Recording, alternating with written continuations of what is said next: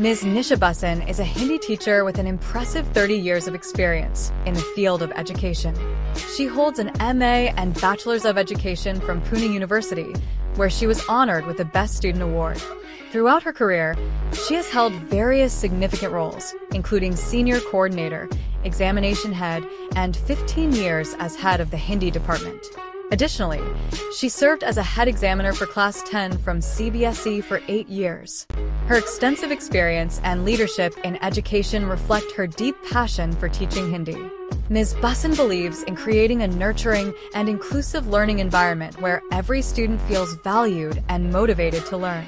She emphasizes the importance of understanding each student's unique learning style and adapting her teaching methods accordingly. Her approach is student-centered, focusing on interactive and engaging lessons that foster a love for the Hindi language.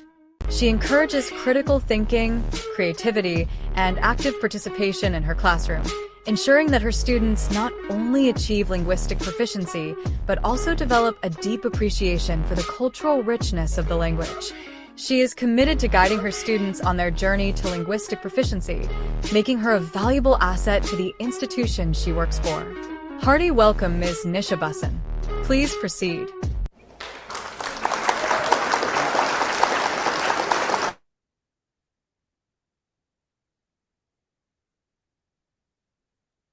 Nisha madam, you are on mute.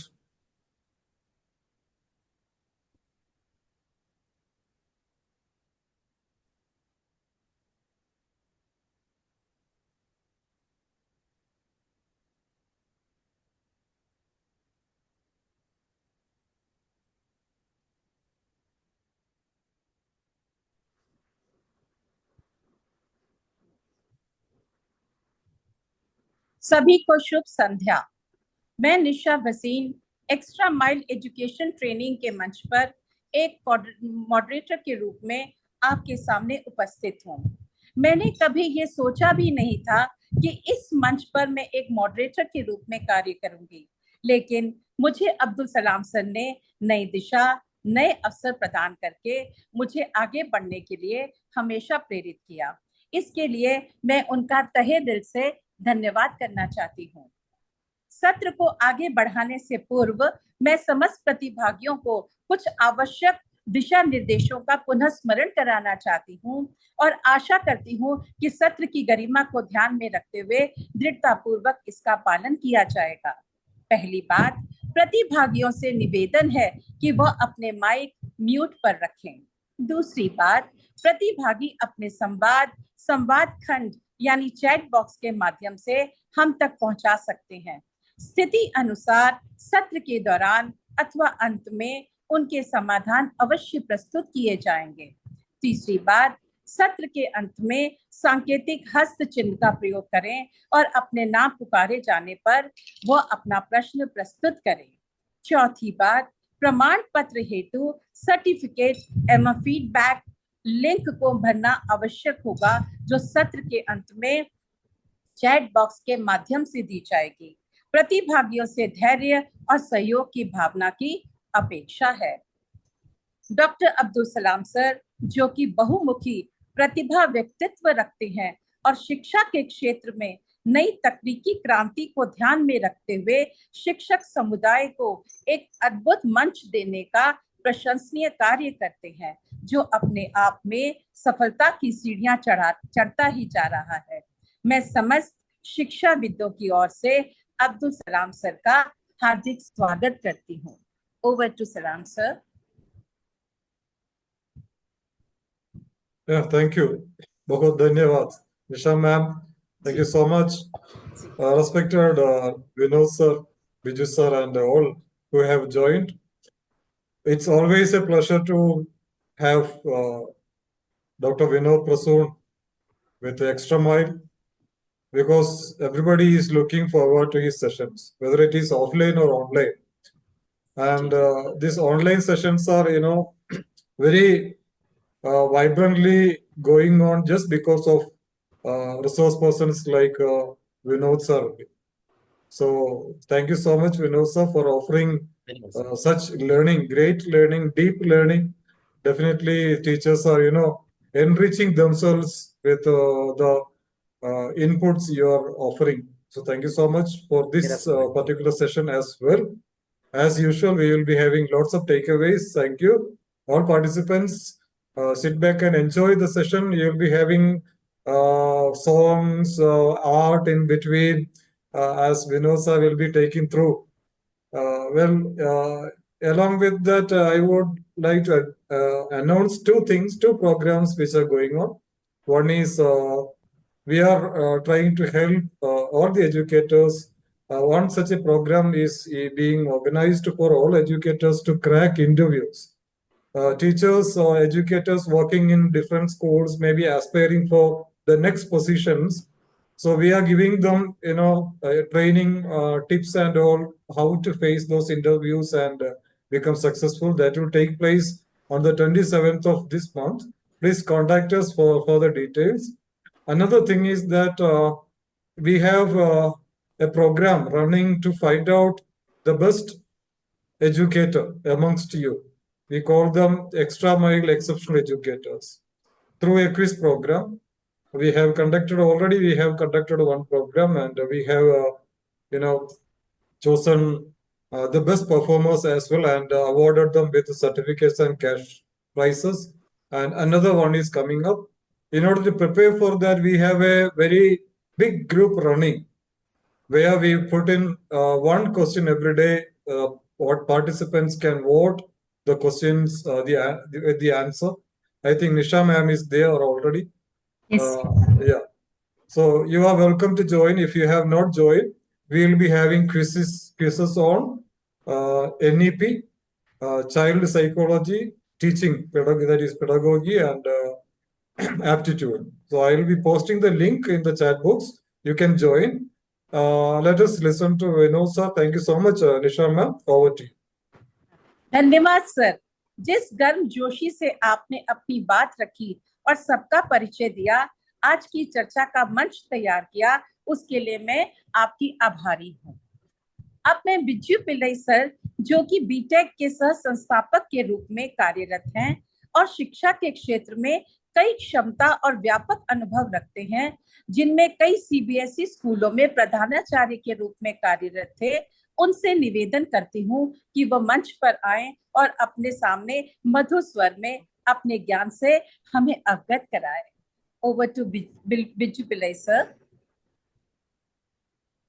Thank you, Nisha ma'am. Most respected Program Director Dr. Abdul Salam sir, today's resource person Vinod sir, Nisha ma'am, and all other educators joined in this evening.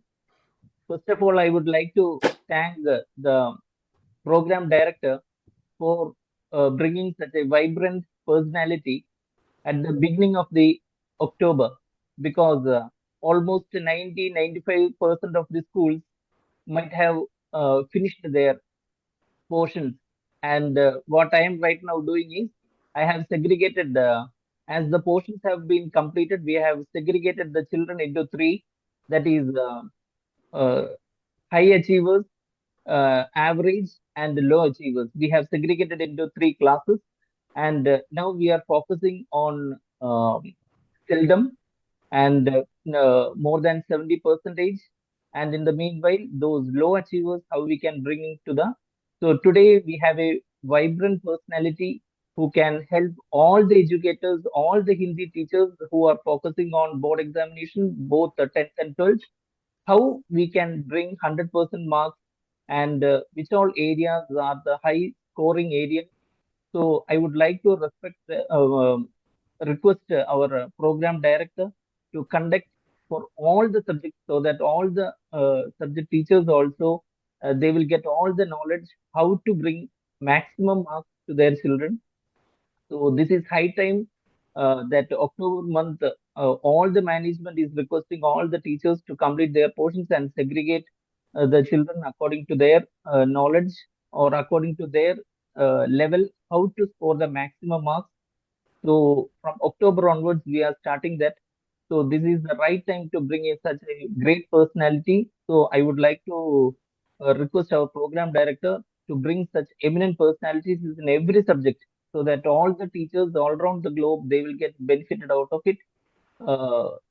Once again, I welcome Vinod sir to this evening, and I request all the educators to take the maximum advantage. And also, we have a vibrant another one personality, Nisha ma'am, who has great knowledge and great experience in handling 10th and 12th board examinations. So today's evening will be highly uh, beneficial for all the Hindi teachers. And at the end, Nisha ma'am also can contribute her opinion about how to score marks, everything.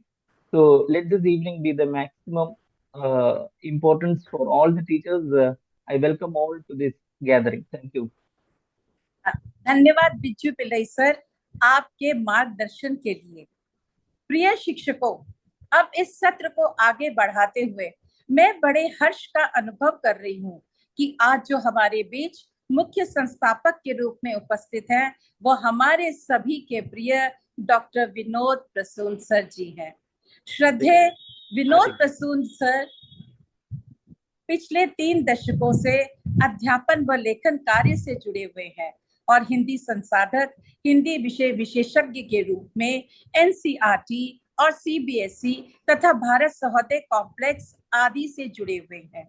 Hindi पाठ्य पुस्तक सारंगी के निर्माण समिति के सदस्य भी हैं और वर्तमान में Delhi public school greater Noida में हिंदी विभागाध्यक्ष पद पर कार्यरत है।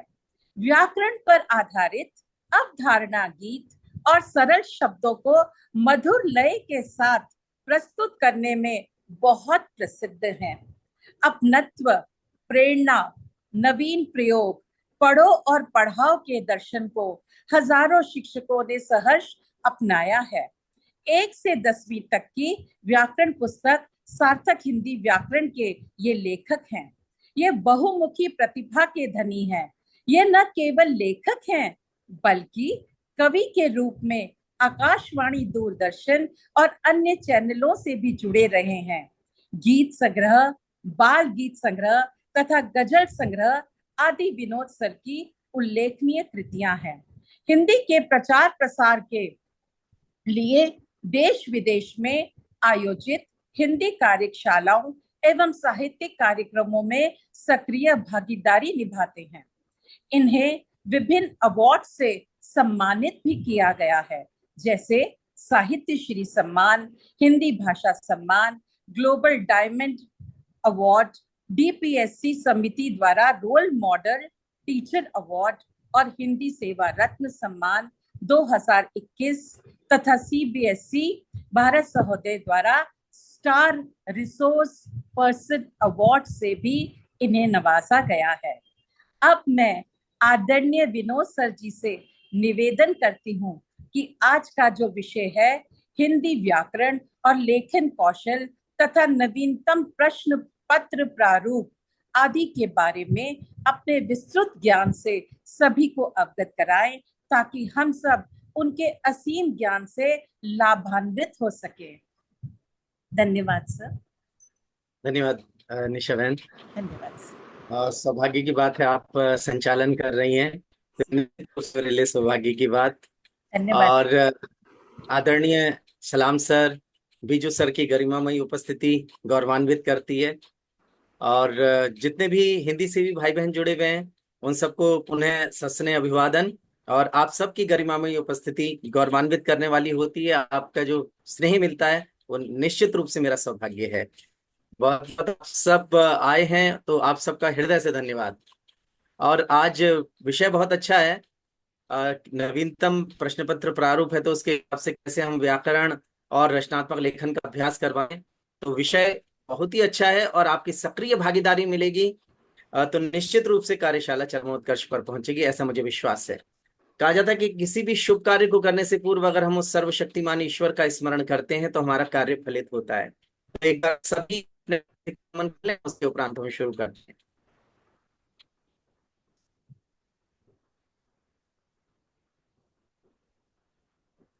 हमने अपने अपने आराध्य को नमन किया तो निश्चित रूप से कार्यशाला चरमोत्कर्ष पर पहुंचेगी, ऐसा विश्वास है। आगे बढ़ते हैं। आज विषय, क्योंकि हम देख चुके हैं प्रश्न पत्र प्रारूप हमने देखा है, तो उसको देख के कहीं ना कहीं यह है कि कैसे कारण लिखेगा, उत्तर अगर लिख भी दिया उसने तो कारण कैसे लिखेगा, तो बहुत सहज उपाय है, आज हम उसी पर चर्चा करेंगे। नवीनतम प्रश्न पत्र प्रारूप के अनुसार व्याकरण और रचनात्मक लेखन के सहज अभ्यास की सरलतम युक्तियां। तो आप देखेंगे, मैं एक चित्र आपके सामने रख रहा हूं, और सबसे पहले आप घबराना नहीं है कहीं भी। हम जो कार्य कर रहे हैं, कोई भी प्रश्न पत्र कैसा भी आ जाए, बस थोड़ी सी युक्तियां अपनानी है, थोड़ी निष्ठा गहरानी है, सब कुछ आसान होगा। एक मैं आपकी निष्ठा को नमन कर रहा हूं कि पद प्रणम्य है शिक्षक इसको, शत शत नमन करेंगे, सरल युक्तियां नवाचार शिक्षण में नित्य भरेंगे, कक्षा होगी होगी मुस्काती मस्ती की अधिगमशाला, पाठ भले हो कोई होगा अधिगम सहज निराला, शिक्षण कौशल निखरेगा मन, भाषा पूरित होगा, हम संकल्पित होंगे मन से, भाषा का हित होगा, इस हित संग जो नींव बनेगी, दृढ़ और दृढ़तम होगी, भाषा मधु संगीत लगेगी, भाषा सरगम होगी, प्रण लेकर यह कह दे मन से, भाषा साधक हैं हम। हमें प्रण लेकर कहना है कि हाँ हम भाषा साधक हैं। तो जो युगानुकूल कुछ चुनौतियां आती हैं, दक्षताधारित शिक्षा है तो प्रश्न पत्र प्रारूप में बदलाव हुआ, तो हमें प्रण लेना है। प्रण लेकर यह कह दें हमसे, प्रण लेकर यह कह दें खुद से, भाषा साधक हैं हम, और हिंदी देव तुल्य है हमको, और आराधक हैं हम, हिंदी देव तुल्य है हमको, और आराधक हैं हम, हाँ सच्चे साधक हैं हम, हाँ सच्चे साधक हैं हम। तो मुझे आप आइए चैट बॉक्स में आके आपको ये गीत कैसा लगा, मैंने आपकी निष्ठा को नमन किया। और डॉक्टर नरेश जी जुड़े हुए हैं, हाँ जी। जुड़ते हैं तो अच्छा लगता है। और शमा मिश्रा जी, एक बार बताइए गीत आपको कैसा लगा, मैंने आपकी निष्ठा को नमन किया। एक बार चैट बॉक्स में आ जाइए, उसके बाद आगे बढ़ते हैं। जुड़े रहें इसी प्रकार, है ना, और चर्चा करेंगे हम। देखिए, हम जो पुनीत सेवा कार्य कर रहे हैं ना, अध्यापन, अध्यापन का अर्थ ही यह है, औ कहता है कि अन्वेषण, और शिक्षक का शौ अगर लें तो शौ कहता है शोध। तो दोनों जगह आह्वान कर रहा है अन्वेषण का कि हम अन्वेषण करें, और शौ आह्वान कर रहा है कि हम शोध करें। और ऐसा युगानुकूल शोध होने चाहिए, युगानुकूल शोध होंगे तो हर चीज आसान हो जाएगी। बच्चा हमारा अगर व्याकरण में कारण लिखने को आएगा तो कारण लिखेगा, एक चित्र देखेगा आप, तो शिक्षा हमें अध्यापन का आह्वान सुनना है, जो कह रहा है कि हम कहीं ना कहीं अद्यतन रहें, कहीं ना कहीं अध्ययनशीलता गहराए, कहीं ना कहीं अन्वेषण गहराए, शौ कह रहा है शोध गहराए। तो इस प्रकार अगर हम अध्यापन के और शिक्षक के शौ को, अध्यापन के को अगर हम हृदय से स्वीकार करते हैं, उसके आह्वान को स्वीकार करते हैं, तो सब कुछ सहज हो जाएगा। आप एक बोर्ड देखिएगा, वो दिया, आप सबको बोर्ड दिखाई दे रहा है जी। अब देखिएगा, बोर्ड हम देख रहे हैं, नवाचारी प्रयोग है, हमारा बच्चा लिख आएगा। अगर उससे पूछा गया कक्षा हिंदी पढ़ रही है कैसा वाक्य है और कारण सहित बताएं, तो बच्चा लिखेगा कक्षा हिंदी पढ़ रही है विधानवाचक वाक्य है, और नीचे लिखेगा सामान्य सूचना।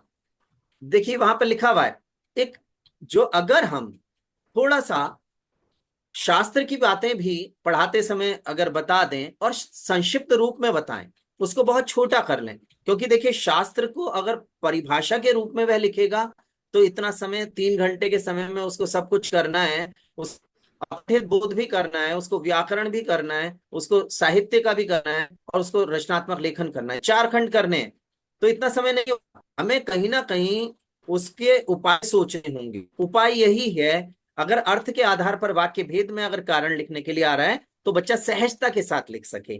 अगर निषेधवाचक वाक्य आया, पहचान आई और उससे पूछा गया कारण, पहचान का कारण, भेद का कारण, तो बच्चा लिखेगा नौ का भाव है, निषेध का भाव है ना। आज्ञा आया तो अनुमति है, आदेश है या निर्देश है, उसको लिखेगा। विस्मयवाचक आया तो लिखेगा कि विस्मय का भाव है ना। तो इस प्रकार संकेत का भाव है, संदेह है, तो ऐसे करके छोटे छोटे कारण लिख देगा। कारण बहुत बड़े नहीं होने चाहिए, कारण बहुत छोटे होने चाहिए, उसी समय सीमा में आने चाहिए। अब देखिए बोर्ड ने रखा, कारण का भी अगर प्रश्न दे रहा है तो एक ही अंक तो है ना, भेद भी बता रहे हैं और कारण भी बता रहे हैं, या अगर केवल हम कारण बता रहे हैं तो कारण का एक अंक है। तो एक अंक में आप पूरी परिभाषा नहीं देनी है हमें, हमें सहजता के साथ उसको लिखना है ना, सहजता के साथ। और हम सब इवेल्युएटर भी रहे हैं और HE का भी दायित्व निभाया है। यहां ध्यान रखें, बच्चा जो लिख रहा है उस पर हमें ध्यान केंद्रित करना है। मार्किंग स्कीम जो आई है उसमें स्पष्ट लिखा हुआ रहता है। देखिए अगर मार्किंग स्कीम भी देखें तो उसमें ये लिखा हुआ है कि अंक योजना में दिए गए वर्णनात्मक प्रश्नों के उत्तर बिंदु अंतिम नहीं है, ये सुझावात्मक एवं सांकेतिक है। तो अगर बच्चा कुछ लिख रहा है तो उसे उस पर विचार किया जाना चाहिए, है ना। बच्चा नहीं लिख रहा है कि दो समानाधिकरण उपवाक्यों को जब समुच्चय बोधक शब्द जोड़ते हैं तो यह संयुक्त वाक्य बनता है, बच्चा नहीं लिख रहा है। बच्चा लिख रहा है कि कारण में लिखा अगर आ गया सूर्योदय हुआ और पक्षी चहचहाने लगे, बच्चा लिख रहा है और समुच्चय बोधक से जुड़े होने के कारण। बस उसका छोटा सा आंसर है, दो वाक्य और से जुड़े होने के कारण तब भी स्वीकार्य, और से जुड़े दो वाक्य हैं इसलिए यह संयुक्त वाक्य तब भी स्वीकार्य। तो हम एक बार जरूर यह विचार करें कि केवल शास्त्रीय भाषा नहीं, अगर बच्चा अवधारणा स्पष्ट कर रहा है तो हमें अंक देने चाहिए। आज यहाँ क्योंकि नया पैटर्न आया है, हम सब मूल्यांकन करने के लिए जाएंगे, AHE भी होंगे, HE भी होंगे, है ना। तो हम इस बात का ध्यान रखें कि बच्चे ने अगर अवधारणा स्पष्ट कर दी है उसे अंक दिए जाने चाहिए। आप मेरी बात से सहमत हैं? आपको ये चित्र कैसा लगा एक बार बताएं। और इसमें जो नोट्स बनाया, एक प्रवाह बनाया, है ना, माइंड मैप भी कह लेंगे इसको, प्रवाह बिंदु भी हैं इसके अंदर, सब कुछ है ना। तो कैसा लगा आपको एक बार बताएं, चैट बॉक्स में आ जाएं, उसके बाद आगे बढ़ते हैं। नवी कक्षा से शुरू कर रहे हैं, धीरे धीरे करके 10th पे आएंगे जी। और जुड़े रहें आप सब चैट बॉक्स के माध्यम से मुझसे जुड़े रहें। देखिए संवादात्मक होनी चाहिए, और मैं संवाद कैसे करूंगा आपसे। पिंकी जी की बिल्कुल प्रतिक्रिया आ गई, शमा जी की, नीतू जी की, जी ये सब की देखिए, डॉक्टर नरेश जी की शुभकामना, हाँ जी सब बहुत बहुत धन्यवाद। आप इसी प्रकार जुड़े रहिए, है ना। तो देखिए नवाचारी प्रयोग करने, अगर हम वाक्य पढ़ा रहे हो तब, अगर हम पदबंध पढ़ा रहे हो तब, जैसे अभी आगे बढ़ेगी आप देखेंगे कार्यशाला आगे बढ़ेगी तो कैसे रचनात्मक लेखन में हमें क्या प्रयोग करने, ये सब देखिएगा। अब पर हम बातचीत कर रहे हैं, आप देखिएगा अनुस्वार अनुनासिक में अंतर है। अब कितना कठिन स्तर तक लेके जाएंगे इसको हमने सहजता के साथ समझाया। पंचम वर्ण शास्त्र प्रणम में है, पंचम वर्ण का परिचय दिया कि पंचम वर्ण ही नियमानुसार अनुस्वार में बदलता है, और साथ ही हमने यह भी बता दिया कि ये जो ध्वनियां हैं व्यावहारिक रूप में किस रूप में सुनाई देंगी ये ध्वनियां हमें। तो हमने यहाँ पर अब देखिएगा ये अंग नौ मौ के रूप में सुनाई देती हैं, यानी अगर हमें कंघा कहना है तो कंग अंग आ गया, अगर हमने चंचल कहा तो नौ सुनाई दे रहा है। ये उच्चरित ध्वनि है, ये शास्त्रीय ध्वनि है, शास्त्र प्रणम में है। बार बार हम कह रहे हैं चंचल, हमने कहा यहाँ पर पंडित, तो पंडित में ट वर्ग का आया लेकिन नौ सुनाई दे रहा है। इसी प्रकार तो वर्ग का नौ में सुनाई देगा ही, जैसे मैंने कहा संत संत, है ना। और प वर्ग है तो मौ सुनाई देगा ही। हमने मान लीजिए हमने कहा संपादक सम, है ना, या ऐसे आया, है ना। तो ये तीन अनुस्वार की अंग नौ मौ। अब देखना कितने बड़े उसकी ओर चल रहे हैं हम, ध्वन्यात्मक गहराई की ओर चल रहे हैं। हमने यहां तो अनुस्वार कर लिया जिसमें बच्चे को पता चल गया कि अंग नौ मौ, अगर सुनाई तो वह अनुस्वार बनेगा। अब हम आगे बढ़े, स्वरों का गुण है अनुनासिक, बच्चे को गया स्वरों का गुण। अब स्वरों का गुण कैसे है, ओ आ ई ऊ ए आई ओ आओ, स्वरों का गुण है। इतने सारे उदाहरण यहाँ पर हैं, आपकी पुस्तक सार्थक हिंदी व्याकरण से लिया गया है पेज, तो देखिएगा इतने सारे उदाहरण हैं यहाँ पर। कितने, जैसे रंगाई है, अंधेरा है, सपेरा है, महंगाई है, औ की साउंड चल रही है, गवार है, गठीला है, कटीला है, संवारना है, हंसना है, औ की स्वरों का गुण है। बच्चे को पता चल रहा है कि स्वरों का गुण है, बार बार आप प्रयोग कर रहे हैं, लिखने के लिए आ जाए। चोंच पे जो बिंदी है वह क्या है।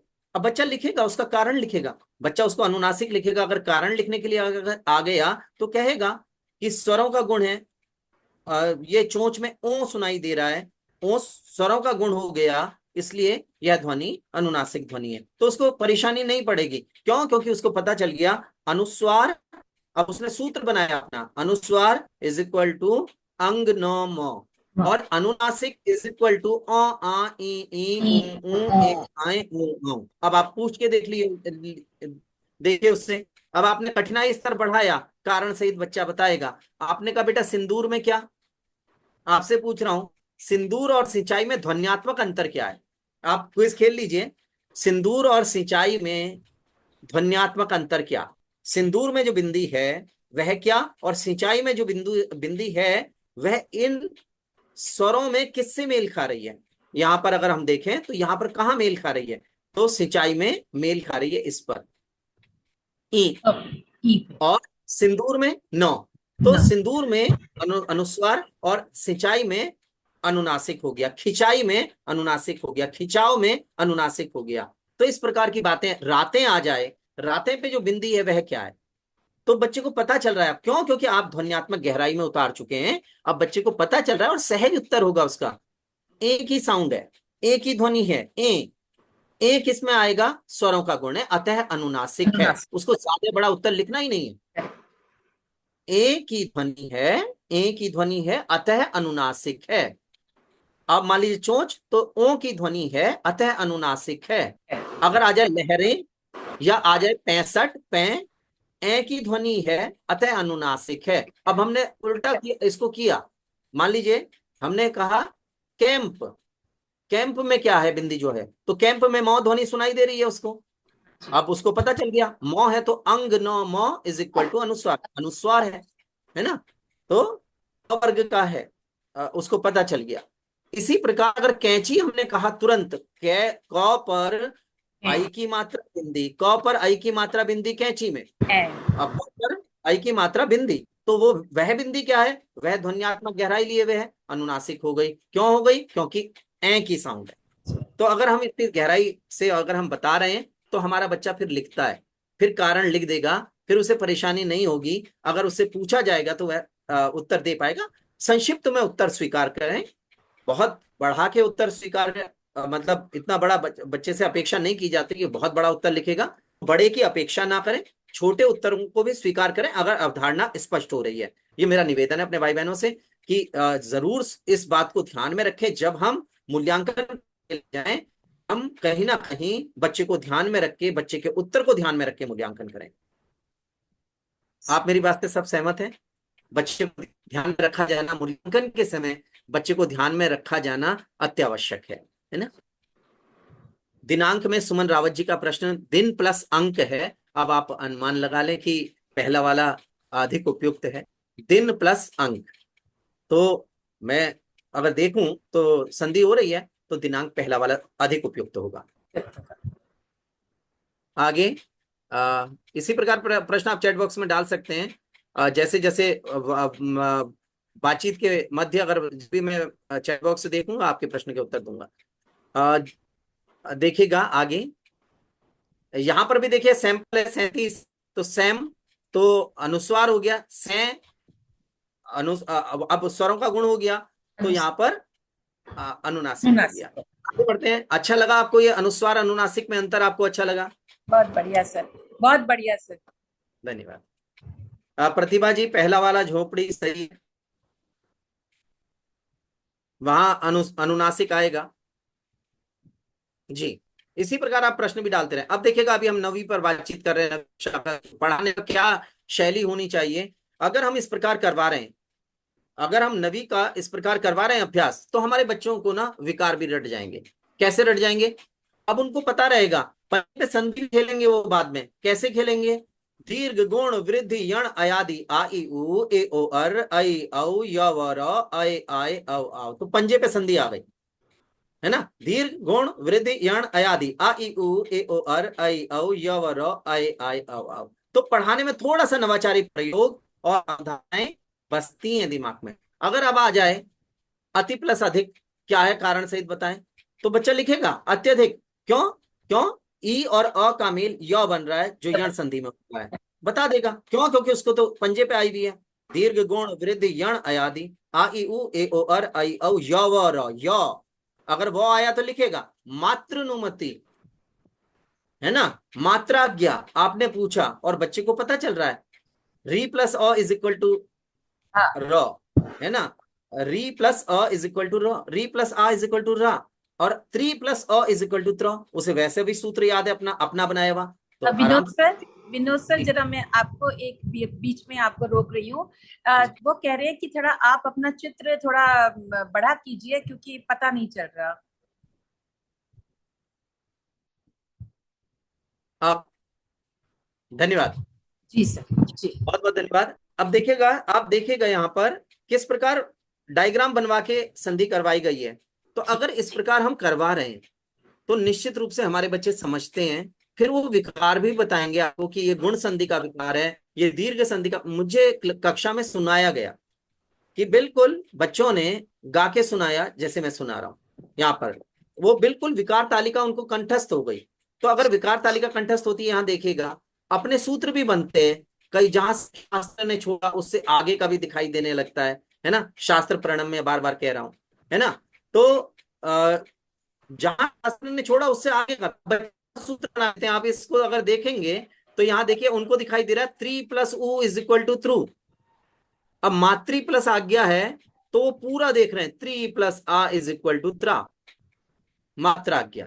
तो ऐसे सूत्र अगर उनको याद होंगे, निश्चित रूप से उनको पता है यण संधि है इसमें, है ना। आए आए अव आओ, देखिएगा हमें अगर कारण तक पहुंचाना है बच्चों को, नवाचारी प्रयोग करने होंगे और हम सब कर रहे होंगे। इतने निष्ठावान हिंदी से भी यहाँ भाई बहन जुड़े हुए हैं, तो मुझे विश्वास है हम सब प्रयोग कर रहे होंगे और घबराने की आवश्यकता नहीं है। चुनौतियां होती हैं तो उन चुनौतियों का हमें उन चुनौतियों को स्वीकार करके अपने नवाचारी प्रयोगों को बढ़ाना है। देखिए यहाँ पर बहुविषयक समन्वयन है, मैथ्स की तरह पढ़ा दी गई अयादि संधि, ए आई ओ औ आय आय अव आओ। अब कैसे, देखिए यहाँ पर कट करके समझाया गया। अगर नयन है ने प्लस अन, तो 9 और ए को बाहर निकाला, फिर अन को लिख लिया। अब ए और अ को जोड़ दिया, कट लगाया, उसका अय बना दिया। अब 9 से अ मिलके 9 बन गया, य रह गया, आगे 9 रह गया, नयन बन गया। मैथ्स की तरह सिखा दिया गया। अब बच्चा भूलेगा ही नहीं। आपने चयन शब्द दिया तो बच्चे को अय दिखाई देगा, सुनाई देगा उसको। अगर आपने नायक कहा तो आय सुनाई उसको देगा। क्यों? क्योंकि आप अवधारणाओं की गहराई में उसको ले जा चुके हैं। तो मेरा निवेदन है कि अगर हम अवधारणाओं की गहराई लेके जाते हैं बच्चे को, तो फिर बच्चा भूलता नहीं है ना। फिर उसको याद रहेगा, कहीं ना कहीं आपका पढ़ाया हुआ याद रह जाएगा और बच्चा कर देगा। अगर आपने पवन कहा ना, तो अब वह औ भी सुन रहा है, केवल पवन नहीं सुन रहा है। अगर आपने पावन कहा तो उसको आव भी सुनाई दे रहा है कान में। तो अब अवधारणा अगर इतनी हो जाएगी तो फिर गलत नहीं होगा। मेरा निवेदन है एक नवाचार करें। आप मेरी बात से सहमत हैं सभी? विनोद सर, एक प्रार्थना है सर कि बार बार वो कह रहे हैं कि आप दोबारा से दोहराने का प्रयास कीजिए, क्योंकि वो शायद लिख नहीं पाए या कुछ समझ नहीं पाए, तो वो बार बार लिख रहे हैं चैट बॉक्स में कि आप दोबारा से बता सकते हैं आप जो आप बता रहे हैं स्वर संधि वगैरह के बारे में। प्रतिमा मल्होत्रा जी ने कहा कि वो इसी प्रकार पढ़ाती हैं। बहुत अच्छा बहन, नवाचारी प्रयोग आप कर रही हैं, तो आपको शुभकामनाएं। मेरी समझ में नहीं आ रहा वो किस लिए क्या क्या चीज कह रहे हैं, क्या समझाने के लिए? इसी को आए आए आए। हाँ जी, इसी अच्छा, को स्वर संधि जो आपने गा के सुनाई थी, वो कह रहे थे कि एक बार। अच्छा, उसको दोबारा सुनाऊं मैं? देखिएगा संधि यहाँ तक हमने कर लिया। हम खेल खेल रहे हैं बच्चों के साथ। ये देखिएगा, ये सब खेल है ना। हमने यहाँ पर खेला और लिखा भी आइए संधि खेलें। संधि पढ़ाए नहीं, संधि पढ़े नहीं, आइए संधि खेलें। खेल रहे हैं बच्चे, अपने आप उदाहरण दे रहे हैं और उसको हम करते चले जा रहे हैं। बच्चों को कंठस्थ हो रहा है विकार। आ ई उ आ गया दीर्घ में, और ऐसे ही गुण में आया ए ओ अर, वृद्धि में आया आई औ। अब इसको हमें गा के करना है। गा के करना है तो क्या करना है देखिएगा, याद रख, दीर्घ गुण वृद्धि यण अयादि आ ई उ ए ओ अर आई औ य व र आय आय अव। पंजे पे संधि बन जाती है। आप फिर से देखिए, दीर्घ गुण वृद्धि यण अयादि आ ई उ ए ओ अर आई औ य व र आय आय अव आव, पंजे पे संधि, है ना। तो इस प्रकार अगर हम खेल रहे हैं तो अवधारणा कहीं ना कहीं हम मन में बसा रहे हैं बच्चे के, बच्चा नहीं भूलेगा। और मैं समझता हूँ कि आपने दोबारा इसको सुन लिया होगा, है ना? आगे धन्यवाद सर, धन्यवाद। धन्यवाद। आगे बढ़ते हैं। आगे देखिएगा,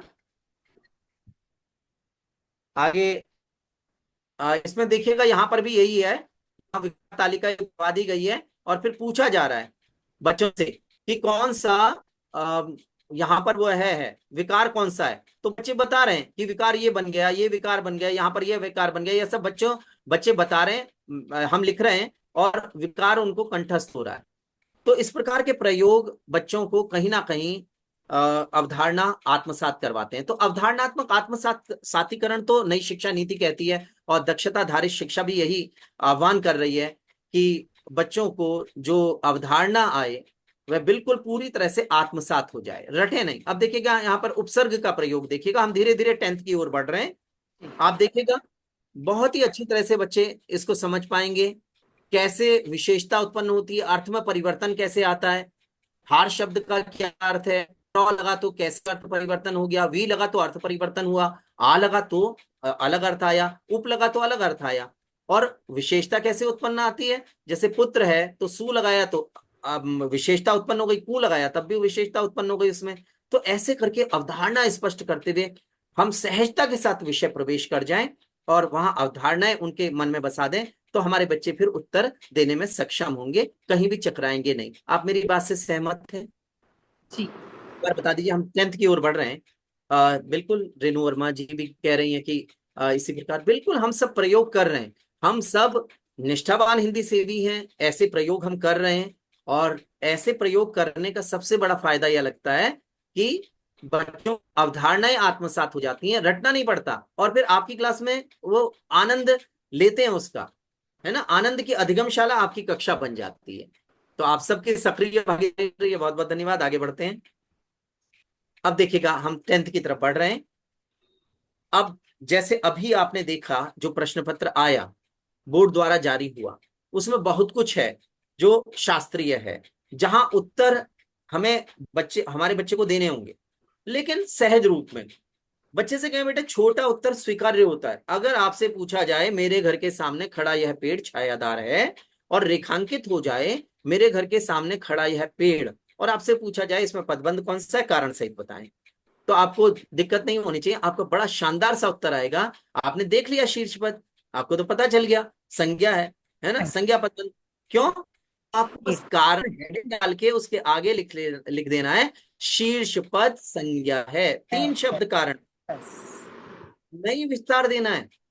केवल आधा अंक है या 1 अंक बन के आया है प्रश्न, तो आपको उसी हिसाब से शब्द सीमा रखनी है। तो बहुत संक्षिप्त रूप में शीर्ष पद संज्ञा होने के कारण, या कारण अगर आपने हेडिंग डाल दिया तो शीर्ष पद संज्ञा है, बस ऐसा लिखना है।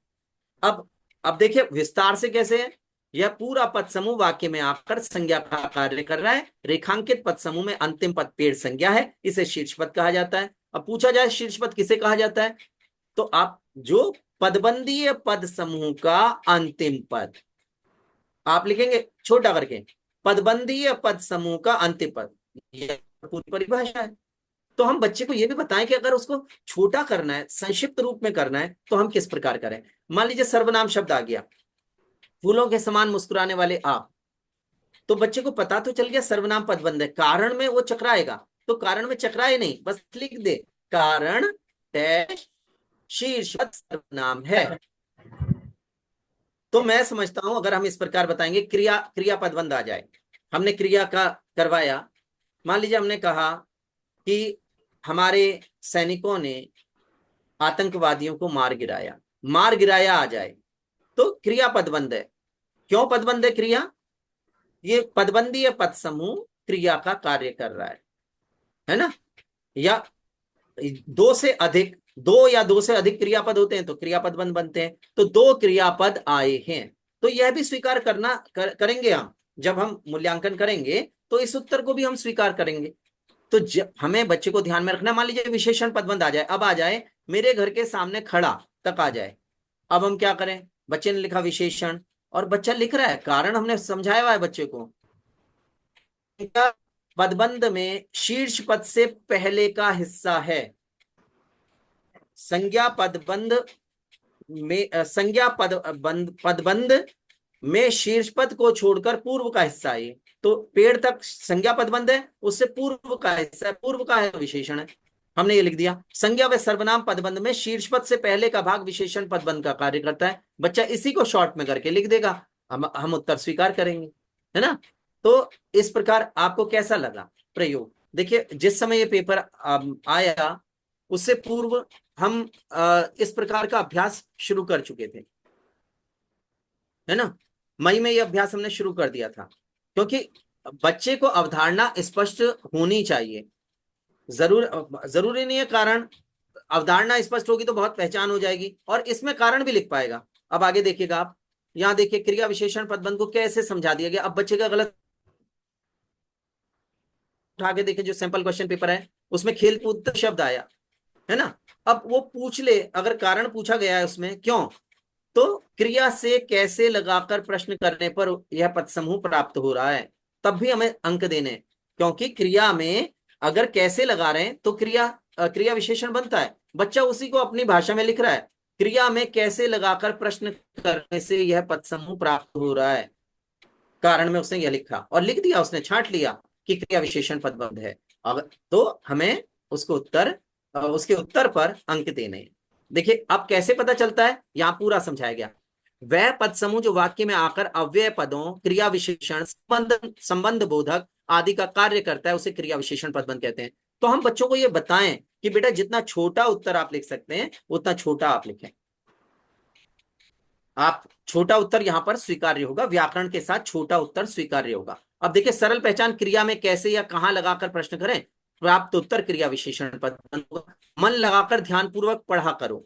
कैसे पढ़ा करो? मन लगाकर ध्यान, तो उत्तर मिल गया, यह पद उसका क्रिया विशेषण पदबंध हो गया, है ना। अब बच्चों से बनवाएं भी जरूर वाक्य। आप इधर की तरफ देख रहे हैं कि ये सारे बच्चों के बनाए हुए उदाहरण है, ये आपके उदाहरण शीर्षक से ये सारे बच्चों के बनाए हुए हैं।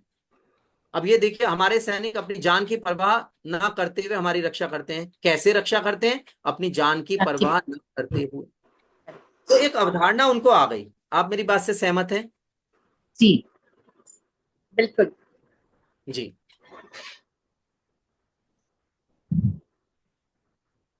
मीनाक्षी बहन, इसमें पदबंधीय संबद्धता नहीं है। महात्मा गांधी प्रार्थना, तो इसमें पदबंधीय संबद्धता नहीं है ना। तो इसलिए नहीं होगा, केवल पद समूह है ये। आगे बढ़ते हैं।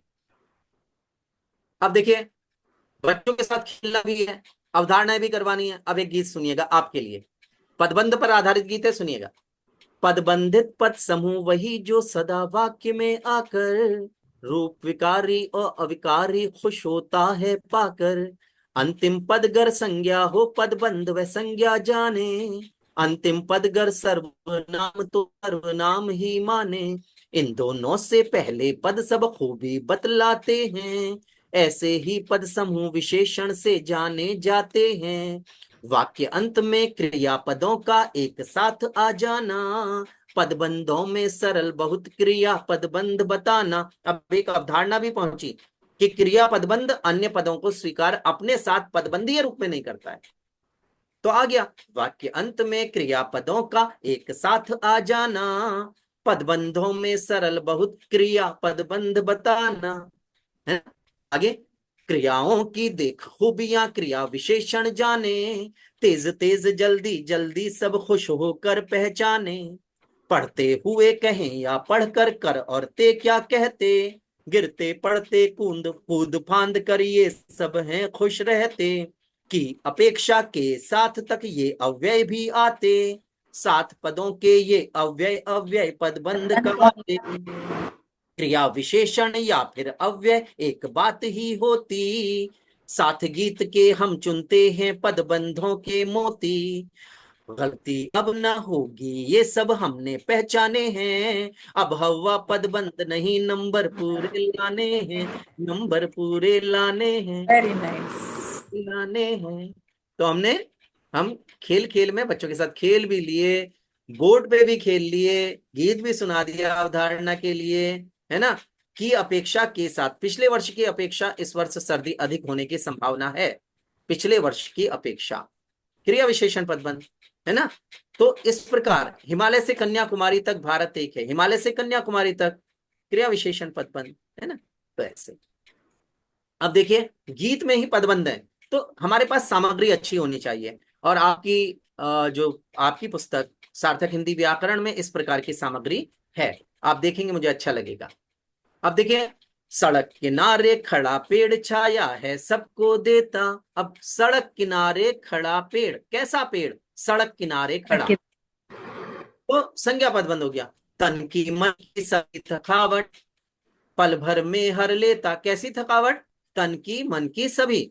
अब सर्दी घाम में से उपजे कष्ट सदा सहता है, कैसे कष्ट, सर्दी घाम में से उपजे, तो जो पीछे का हिस्सा आ रहा है वह विशेषण होगा। जैसे कष्ट को छोड़ दें तो थकावट को छोड़ दें, तो छाया को, पेड़ को छोड़ दें तो वह विशेषण है, और इन तक आ जाए तो संज्ञा। सहनशील पर हितकारी वह कभी न उफ कहता है, सहनशील पर हितकारी वह आ गया। अब तो आपको पता चल गया सर्वनाम, तो सर्वनाम पदबंध। सदा फूल फल देने वाला वह मुस्कुराता रहता, सदा फूल फल देने वाला वह सर्वनाम हो गया, है ना, मुस्कुराता रहता। अब आपको पता चल गया क्रिया होगा। अंधड़ में साहस के संग हंस हंस कर गाता रहता, कैसे गाता रहता।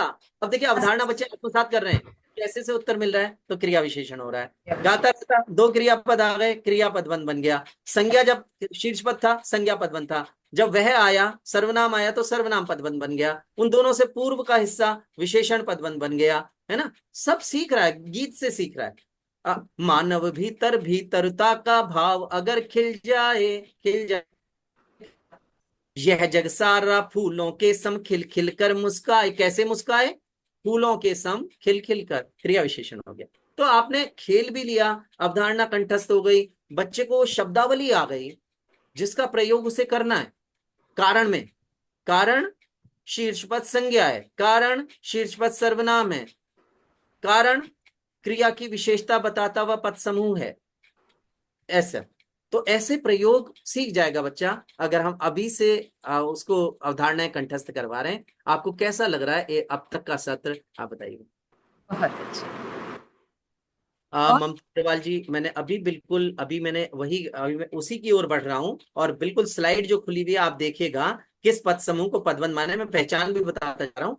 संज्ञा पदबंध की पहचान है कैसा, कैसी, कैसे अगर हम लगा रहे हैं शीर्ष पद में तो उत्तर मिलना चाहिए। अगर अब देखिए ये मैंने जो सामग्री उठाई है वो किताबों से और नेट से है, आप देखिएगा इसको। आपके प्रश्न का उत्तर यहाँ निहित है, आप देखिएगा। उसके खेत में मवेशी घूम रहे थे, अब कहीं भी अंडरलाइन कर दे रहे हैं और बच्चे को भी चकरा रहे हैं और हम सबको भी चकराते हैं। जो गलत सामग्री का प्रयोग नहीं होना चाहिए। अब देखिए उसके खेत में मवेशी, अब बनाने वाले को तो केवल ये मवेशी दिखाई दिया और उसने अवधारणा कंठस्थ है नहीं, वहां तक खींच दिया, लेकिन पदबंधीय पद संबद्धता है ही नहीं। अभी जो ये ममता बहन का प्रश्न आया कि कैसे पता करें, अब कैसे में मवेशी में कैसे लगा के प्रश्न करके देख लें, पता चल जाएगा पद्धता नहीं है। कैसे मवेशी, तो उसके खेत में क्या उत्तर मिल रहा है, नहीं, अटपटा सा है। अगर मैं मवेशी को यहां से उठाना चाहूं उठ जाएगा, आगे की तरफ आ जाएगा। मवेशी उसके खेत में घूम रहे हैं, पदबंध में कभी ऐसे नहीं उठता है। तो ये पहचान है, हम पहचान भी करवाएं। अब देखिए उसके खेत में मवेशी घूम रहे थे, मवेशी को भी अंडरलाइन कर दिया। क्रियापद पदबंध के रूप में, क्रिया पदबंध अपने साथ अन्य पद स्वीकार नहीं करता है, तो हो गया। अब हमसे मिलने के लिए मामा जी, अब केवल पेपर सेटर को या जो भी सामग्री नेट पे डाल रहे हैं उनको केवल इतना पता है कि अब संज्ञा पद तक ले आओ खींच के, पदबंधीय संबद्धता भी होनी चाहिए। अब हमसे मिलने के लिए मामा जी, ये है ही नहीं पदबंधीय संबद्धता, क्यों, कैसे मामा जी, तो उत्तर नहीं है ना। तो कैसा, कैसी, कैसे बड़ा काम करता है पदबंधीय संबद्धता की पहचान के लिए, तो वहां ये नहीं मिल रही है। अब उन्हें नीचा दिखाने के लिए वे, अब वो वे बीच में है, अगर मैं आगे की तरफ ले जाऊं तो वो चला जाएगा वहां पे, पदबंध में तो नहीं जाएगा। अब मैंने वे आगे रखा, वे उन्हें नीचा दिखाने के लिए कोई ना कोई युक्तियां खोजते रहते हैं। अब त्रियक प्रयोग है ये, इसको बना डाला पदबंध, तो ये गलत हो जाता है। ये त्रियक प्रयोग के कारण कर्ता को बीच में लाया गया था, ये उठ भी सकता है, तो त्रियक प्रयोग है ये, इसको उठा के आगे की तरफ ले जाएं तो चला जाएगा, पदबंध में नहीं जाएगा। तो यहां पर वही है, हाथ साफ किए बिना तुम, अब तुमको भी मैं उठाऊं तो तुम हाथ साफ किए बिना, तो मैं समझता हूं आपको उत्तर मिल गया होगा कि कैसे जो पद समूह को पदबंध बनाने की भूल चल रही है और गलत सामग्री बच्चों के पास भी जा रही है, टीचर के पास भी आ रही है, तो कहीं भ्रम बढ़ रहा है। तो उस भ्रम को नहीं बढ़ने दें, एक बार आप अवधारणा जरूर देखें कैसे उत्तर मिलता है। संज्ञा पदबंध है तो कैसे हम संज्ञा से प्रश्न करते हैं तो उत्तर मिल जाता है, तो हमें पहचान हो जाती है ऐसे करके। अब झपट्टा मारते हुए बाज ने, तो कैसे, ये बनेगा ही नहीं, कैसे, कैसे बाज, कैसा बाज, तो नहीं बना उत्तर। अब हमने कहा बाज ने झपट्टा मारते हुए चिड़िया, तब भी नहीं बना, तो चिड़िया से नहीं मेल खा रहा है क्योंकि ये क्रिया विशेषण है, इसलिए मेल नहीं खा रहा है। उसको हम जोड़ने जबरदस्ती जोड़ रहे हैं संज्ञा के साथ में, नहीं जोड़ रहा है। अब मैं अगर ऐसे कहूं बाज ने चिड़िया झपट्टा मारते हुए पकड़ी, तो कैसे पकड़ी का उत्तर मिल रहा है, कैसे पकड़ी झपट्टा मारते हुए। हम बीच भी रख सकते हैं, चिड़िया को हम ब्लैक करें, हम कहें वैसे ही रखें, हम कहें बाज ने झपट्टा मारते हुए चिड़िया पकड़ी, झपट्टा मारते हुए को अंडरलाइन कर दें, अब पदबंध है। क्यों? क्योंकि उत्तर मिल रहा है कैसे पकड़ी, झपट्टा मारते हुए, क्रिया विशेषण पदबंध। तो मैं समझता हूं तो वह भ्रम भी दूर हो गया होगा इस समय कि जो पदबंधीय संबद्धता वाले वाक्य नहीं आते हैं उसके बावजूद उनको पदबंध वाला सिद्ध करना शुरू कर देते हैं। तो हमें बचना है, ऐसी सामग्री से बचना है ना। तो एक तर्क होना चाहिए। तो ये सभी अवधारणाएं आप सार्थक हिंदी व्याकरण में हमने इनको दिया है, तो एक बार आप देखिएगा, न्यू सरस्वती हाउस प्रकाशन से प्रकाशित है सार्थक हिंदी व्याकरण। यह है, मैं इसका वो नाम लिख के भेज दूंगा, आप सार्थक हिंदी व्याकरण न्यू सरस्वती हाउस प्रकाशन नई दिल्ली, उसमें हमने इस प्रकार की अवधारणाएं दी हैं। अब देखिएगा आप, सूत्र भी दिया है, ये सूत्र 7-8 साल पहले बना, जबकि यदि सूत्र आज बच्चे इससे खेलते हैं। मिश्र वाक्य अगर देखिए अब आ जाए तो बच्चा लिखेगा ना, बच्चा लिखेगा। अगर उसको दिया जाए कि जो पुस्तक तुम्हारे पास है वह तुमने कहां से खरीदी थी, कैसा वाक्य है, अब उसको जकी यदि सूत्र पता है तो वो लिखेगा कि हाँ जकी यदि सूत्र का जो आ रहा है तो वो मिश्र और प्रधान उपवाक्य हैं, अतः मिश्र वाक्य। बहुत परिभाषाओं में नहीं उलझाएं, बस एक बार जकी यदि सूत्र बता दें और कहें बेटा अगर रीजन लिखने के लिए आ जाए, कारण के लिए, तो आप लिखेंगे कि एक प्रधान और एक आश्रित उपवाक्य अतः मिश्र है, बस, ज्यादा लिखना ही नहीं है। अब मान लीजिए कितना ही बड़ा वाक्य क्यों ना आ जाए कि यद्यपि वह मेरा बचपन का मित्र है तथापि मैं उस पर बहुत अधिक विश्वास नहीं करता हूं, आ जाइए वाक्य। अब बच्चा क्या लिखे, बच्चा मिश्र तो पहचान गया क्योंकि यहाँ पर यद्यपि तथापि का जोड़ा आया है, बच्चे को पता चल गया। कारण कितना छोटा होगा, कारण होगा इसमें एक प्रधान और एक आश्रित उपवाक्य, अतः यह मिश्र है। 5-6 शब्दों में उसने अपनी बात पूरी कर दी। बच्चों को यह सिखाना है बेटा, कारण छोटे से छोटा कारण है ना, सरल वाक्य कहीं दिखाई दे जाए, एक उद्देश्य और एक विधेय है, कारण हेडिंग डाले और लिख दे आगे एक उद्देश्य और एक विधेय के कारण, है ना। तो हमें ऐसा प्रयोग करना है, बच्चों को सिखाएंगे, निश्चित रूप से हमारे बच्चे सीखेंगे, ऐसा थोड़ी है कि बिल्कुल वो सीखेंगे ही नहीं, सीखेंगे वो, है ना। आप मेरी बात से सहमत होंगे। और अब हम सब मिलकर अगर प्रयास करेंगे तो ये जो दक्षता धारित शिक्षा पर जो प्रश्न पत्र बना, प्रश्न प्रारूप हल्का सा हमें कठिन लग रहा है, लेकिन दक्षता धारित शिक्षा का युग है, उसको स्वीकार करें, उसके हिसाब से अपना शिक्षण थोड़ा सा परिवर्तित करने का प्रयास करें, थोड़े प्रयोग कर डालें, प्रयोग धर्मी बन जाएं, बच्चे हमारे लिखेंगे। और मूल्यांकन कर्ता के रूप में जब हम पहुंचे, एएचई के रूप में पहुंचे, एचई के रूप में पहुंचे, तब हमारा दायित्व है कि बच्चों को थोड़ा सा, बच्चों को ध्यान में रख के मूल्यांकन करें। अगर बच्चे ने अवधारणा लिख दी है, वर्तनी का दोष आ रहा है, तो व्याकरण पे अंक ना काटें, वहां पर उसकी अवधारणा को ध्यान में रखें, है ना। यहां तक कि रचनात्मक लेखन में भाषा का 1 अंक दिया है, आप अगर पूरी मार्किंग स्कीम देखें तो भाषा का 1 अंक है, विषय वस्तु 3 अंक, 1 अंक प्रस्तुति, मान लीजिए 1 अंक आपका भाषा आ गया, तो भाषा का 20% अंक भाषा के हैं। तो बहुत अधिक काटना, मान लीजिए बच्चे के भाव बहुत प्यारे हैं, उसने वर्तनी का दोष, उसका हर चौथा 5वां शब्द उसका गलत आ रहा है, तो हम अधिकांश तक कितना, अगर उसके भाव बहुत प्यारे हैं, उसने बिल्कुल विषयांतर नहीं हुआ है, विषय का निर्वाह बहुत अच्छी तरह से किया है, तो हमें 4 देने चाहिए। वहां पर 4 4:30 तक हम जा सकते हैं। तो हमें ये ध्यान रखना है कि मूल्यांकन जो हमसे आह्वान किया जा रहा है, इसमें एमएस में जो मार्किंग स्कीम आई, उसमें जो आह्वान है कि ये मूल्यांकन बिंदु हैं, हमें उन मूल्यांकन बिंदु को ध्यान में रख के मूल्यांकन करना है। तो हम ये नहीं कहेंगे इसका तो 5वां शब्द गलत आ रहा है या 10वां शब्द गलत आ रहा है, 3 गलती हो गई तो मैं तो 1 अंक काटूंगा।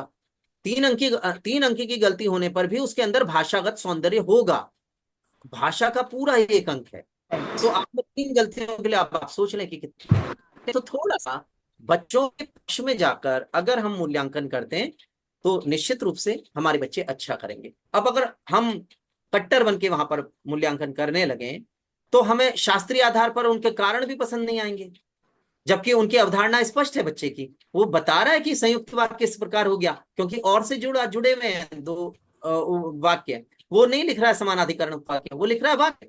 तो हमें बच्चे की उस अवधारणा को सम्मान देना चाहिए, उसने अवधारणा समझ ली है, शास्त्रीय भाषा नहीं आती है उसको। तो मेरा निवेदन आप सब भाई बहन स्वीकार कर रहे हैं, यस है ना? बिल्कुल सर, बिल्कुल सर। आगे पल्लवी शर्मा मैम पूछ रही हैं कि जो आपकी किताब है वो ऑनलाइन खरीद सकते हैं क्या? बिल्कुल, हाँ, उस पे जाके एक बार न्यू सरस्वती हाउस की साइट देख लें, वहां से। सरल वाक्य में कर्ता एक से अधिक हो सकते हैं, मतलब मैंने कहा एक उद्देश्य एक विधेय, एक उद्देश्य के अंदर उसमें कर्ता बहुवचन भी हो सकते हैं, एक वचन भी कर्ता हो सकता है। तो उद्देश्य जब मैं कह रहा हूं तो उद्देश्य में कह रहा हूं एक वचन कर्ता के लिए भी और बहुवचन कर्ताओं के लिए भी। मान लीजिए मैंने कहा रमन क्रिकेट खेल रहा है, तो रमन उद्देश्य हो गया, क्रिकेट खेल रहा है विधेय हो गया। अब मैं कहूं रमन और सोहन क्रिकेट खेल रहे हैं, तब भी रमन और सोहन उद्देश्य रहा और बहुवचन कर्ता हो गए, है ना? तो ऐसे करके कर्ता एक उद्देश्य और एक विधेय का अर्थ ये है कि एक उद्देश्य में कर्ता एक वचन भी हो सकते हैं और बहुवचन भी। मैं समझता हूं कि भ्रम का निवारण हो गया होगा। आगे बढ़, आप चैट बॉक्स में डालते रहिए, जब जब मैं चैट बॉक्स से देखूंगा मैं उत्तर दूंगा। अब आगे देखिएगा जबकि यदि ये सूत्र हो गया।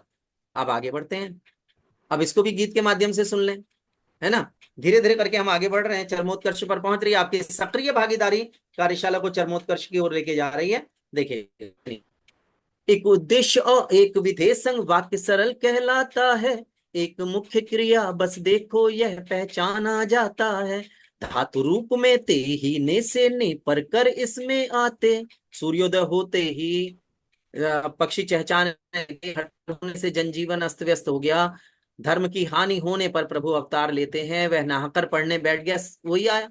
तो धातु रूप में ते ही ने से ने पर कर इसमें आते, जोड़ स्नेह के सरल भाव से सरल वाक्य को है भाते, करता देखा क्रिया देख ली सरल सरलता से आया, इसे समझने में थोड़ा अपनाना चकराया, और अतः लेकिन अथवा या ना तो ना ही या तो या, और बल्कि भी संयुक्त वाक्य में अब इसमें संदेह है क्या, वाक्य जोड़ते जब ये योजक संयुक्त वाक्य तब हो जाता, अगर लोप भी हो इनका तो संयुक्त वाक्य ही कहलाता, से मिश्र वाक्य इसकी पहचान सरल होती, सूत्र याद हो यदि तो फिर सारी मुश्किल हल होती, जो जिसने जिसको जिससे जिसकी जिस पर जिसमें आए, जब जब जहां जहां जैसे ही जो ही में जो मुस्काए, कि क्योंकि ताकि से भी यह मिश्रित पहचाना जाता, यदि तो यद्यपि आए तब भी मिश्र वाक्य है कहलाता,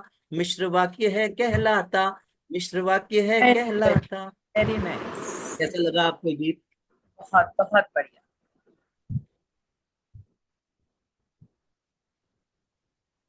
अच्छा, फिर से एक बार चर्चा के लिए क्या आपने कहा, चर्चा मैं करता हूं। देखिएगा, एक उद्देश्य और एक विधेय यहां पर ये दिया हुआ है। सरल वाक्य अब आगे बढ़ते हैं। देखिए, एक उद्देश्य एक विधेय है।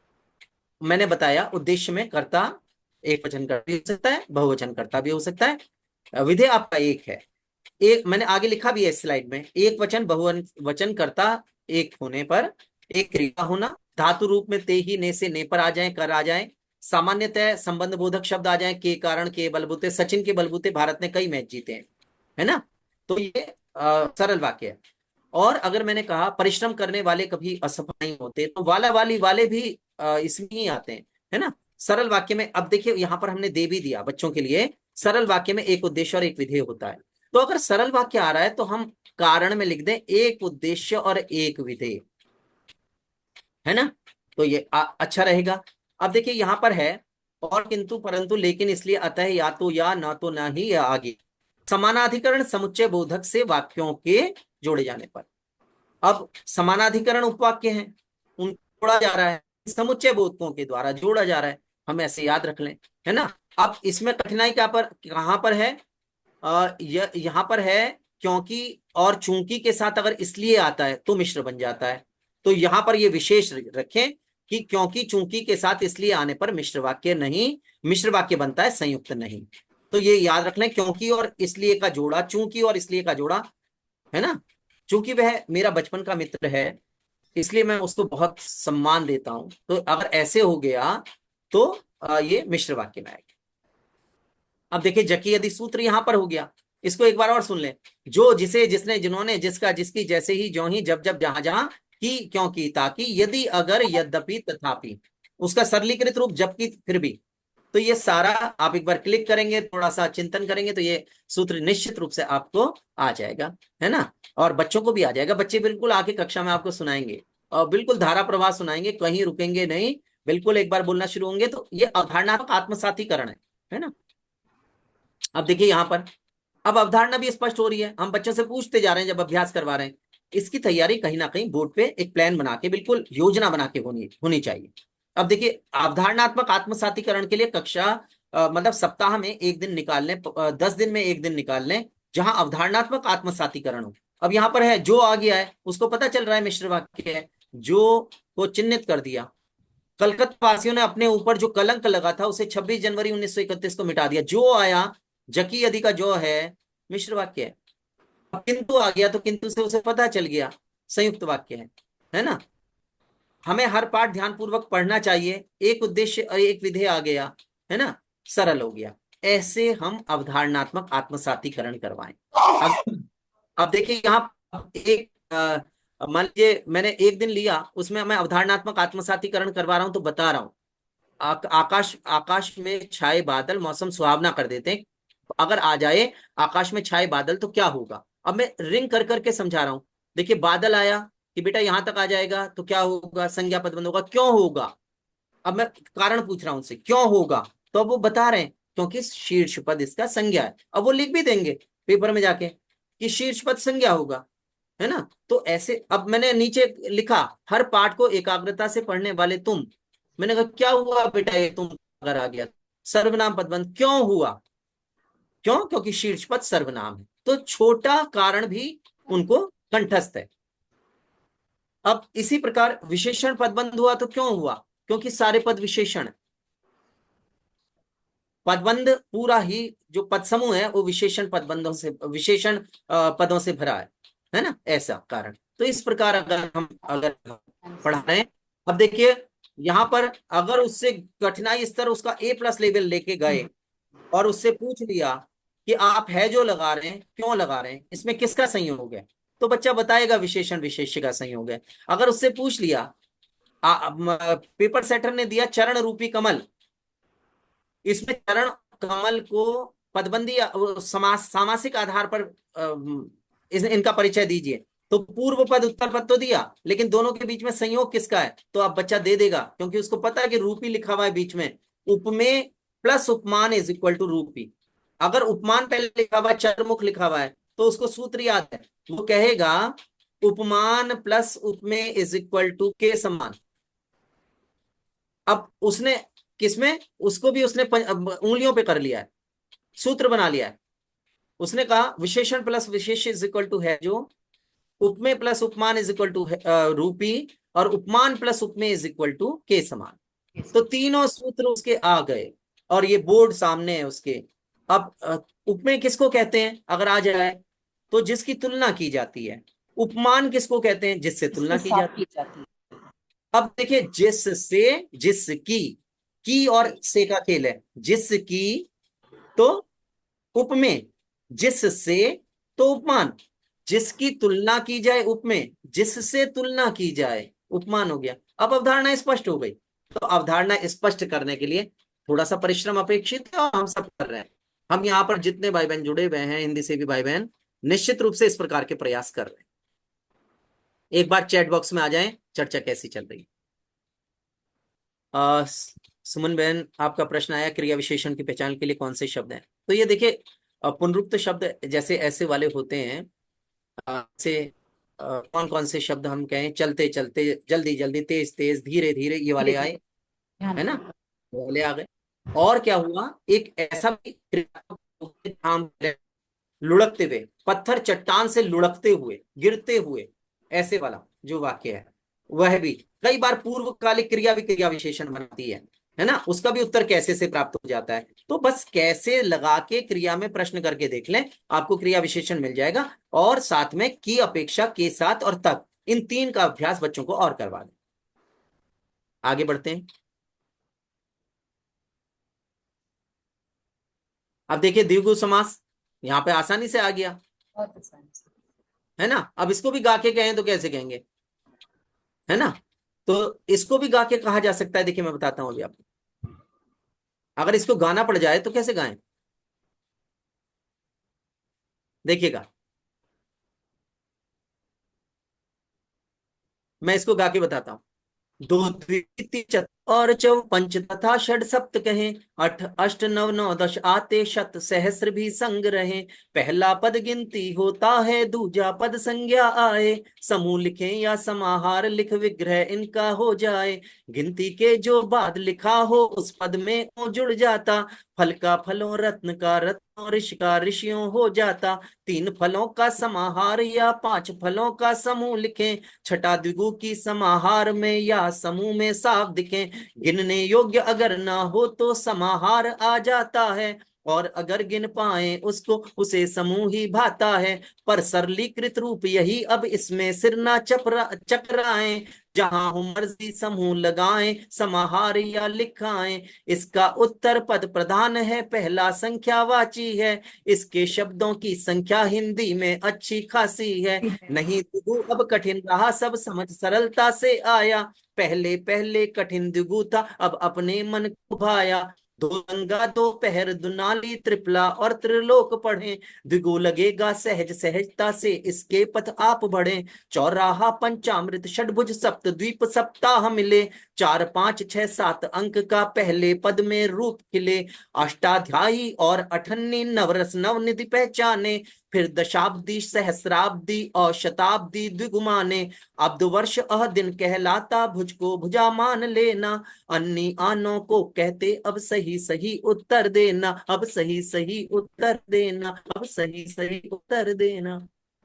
कैसा लगा आपको द्विगु समास, है ना। सारी अवधारणाएं आ गई, उदाहरण, खूब सारे उदाहरण बह के आए, है ना। दो रंगा, दो पहर, दुनाली, त्रिपला, त्रिलोक, है ना, चौराहा, पंचामृत, और वे शब्द भी आ गए जो कठिन होते हैं। अब्द का अर्थ नहीं जानता हमारा बच्चा, अह का अर्थ नहीं जानता है, भुज को भुज लिख देता है, भुजों लिख देगा, उसको पहले बता दिया भुज को भुजा मान लेना, अब बनाएगा भुजाओं, है ना, चार भुजाओं का समाहार, है ना, ऐसे।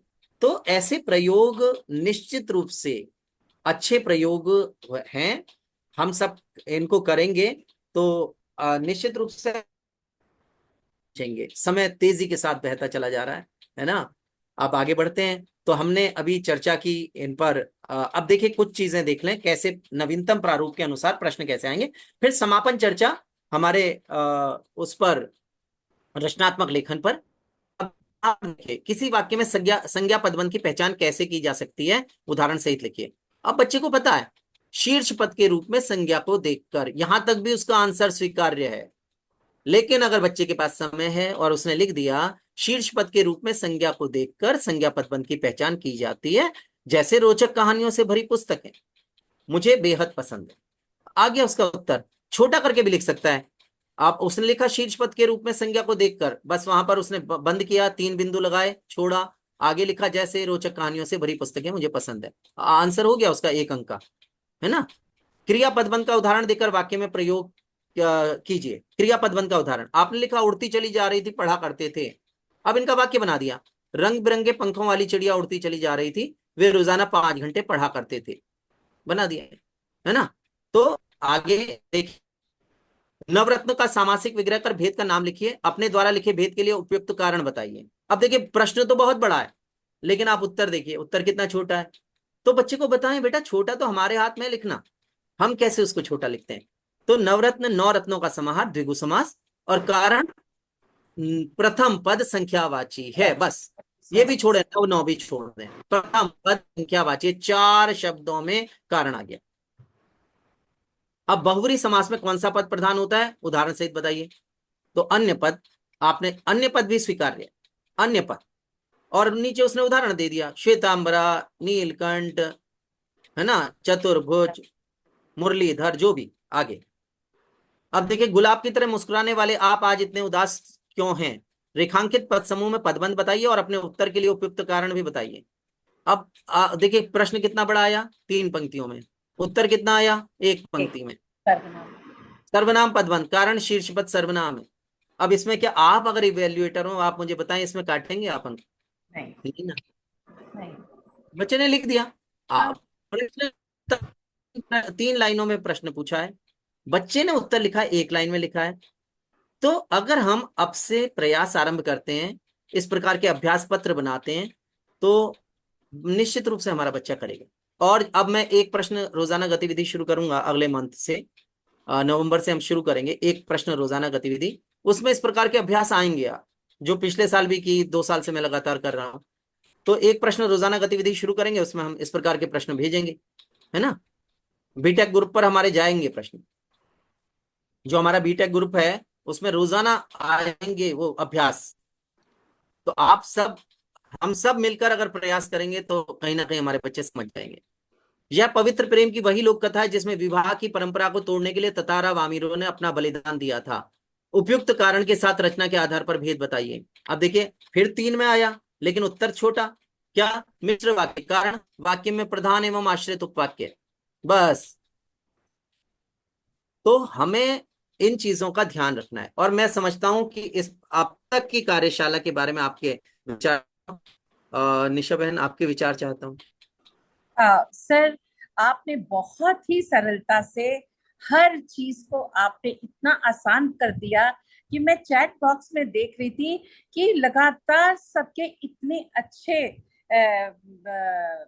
लिखा जा रहा था कि भाई प्रस्तुति बहुत अच्छी, ज्ञानवर्धक है, धन्यवाद सर, हम भी इसी तरीके का प्रयोग करेंगे। आपने बहुत आसान तरीका बताया और बहुत अच्छा लगा ये सब चीजें देखकर। और आपने बहुत ही सरल भाषा में, सरल युक्तियों के साथ इतने कठिन से कठिन चीजों को बहुत आसानी से बता दिया सर। उसके लिए मैं बहुत बहुत तहे दिल से आपका धन्यवाद करना चाहती हूँ, और समस्त शिक्षक विद्यों की तरफ से भी धन्यवाद सर, ये सब युक्तियां बताने के लिए। आपके मधुर स्वर सुनकर मजा ही आ गया सर। अब हम भी इसी तरह से कक्षा में बच्चों को इसी तरह से पढ़ाया करेंगे। धन्यवाद मेरा सर। सौभाग्य, मेरा सौभाग्य। तो बहुत बहुत बहुत धन्यवाद। अभी एक बहन का यहाँ पर मैं मैसेज पढ़ रहा था, उन्होंने लिखा कि 1 सत्र और, इसी पर 1 सत्र और। जी। सलाम सर, निश्चित रूप से हम इस पर मतलब सलाम सर 1 सत्र और के लिए कहा जा रहा है, इसी उस पर प्रश्न पत्र पर। तो निश्चित रूप से हम 1 सत्र और लेंगे, सलाम सर से निवेदन करेंगे, 1 सत्र रखेंगे हम। Yeah, इस we month can do this month or next month we can do.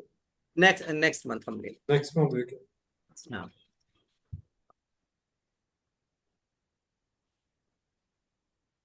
सबकी बहुत सुंदर टिप्पणियां हैं, मैं गदगद हूँ। अपने हिंदी इस प्रकार से नहीं मिलता है, तो ये निश्चित रूप से मेरा सौभाग्य होता है। बहुत बहुत धन्यवाद, आप सबका हृदय से धन्यवाद। निविता की सुंदर सी टिप्पणी। आगे बढ़ते हैं, आगे बढ़ते हैं हम। देखिए लघु कथा करवानी है, अब रचनात्मक लेखन की ओर बढ़ रहे हैं। बहुत समय नहीं लूंगा अब आपका बहुत ज्यादा, लेकिन चर्चा भी है, व्याकरण हमें अब रचनात्मक लेखन पर आए हैं। कैसे करें, प्रभाव बना लें पहले।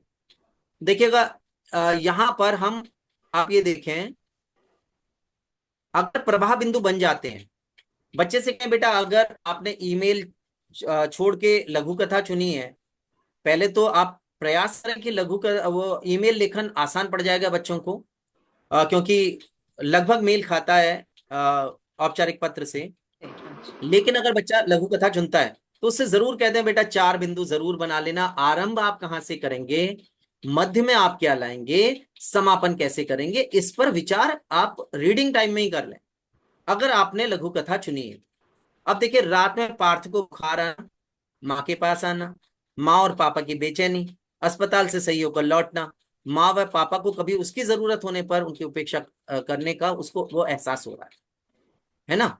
तो अब ये इसी को बिंदु को आधार बना के ये लिख दिया गया। बाद में उसको ग्लानि हो रही है। अब देखिए, अगर अंतिम पंक्ति देखें तो जहां वो सोच रहा है, जहां वो बुखार मतलब अस्पताल से लौट आया है और वो सोच रहा है पापा मम्मी के बारे में, तो क्या सोच रहा है, वहां भावात्मक हो गई है कहानी, है ना। समय होता मैं पढ़ के सुनाता। और अंत में देखिए वो कह रहा है कि वो तो और अब कह रहा है मन ही मन में बुखार को शुक्रिया कह रहा था और उसने आंखें मूंदे मूंदे न जाने कितनी बार माँ और पापा के पांव छू लिए थे। तो ये भावात्मक समापन हुआ। पहले कुछ और है, बुखार आ गया है, लेके गए मम्मी पापा, लौट रहे हैं, पापा भी दुआ कर रहे हैं, है ना, मम्मी भी दुआ कर रही हैं, उसके बाद उसको समझ में आ रहा है कि हाँ ये, तो वो भावात्मक रूप से खींचने वाली कहानी यहाँ पर है।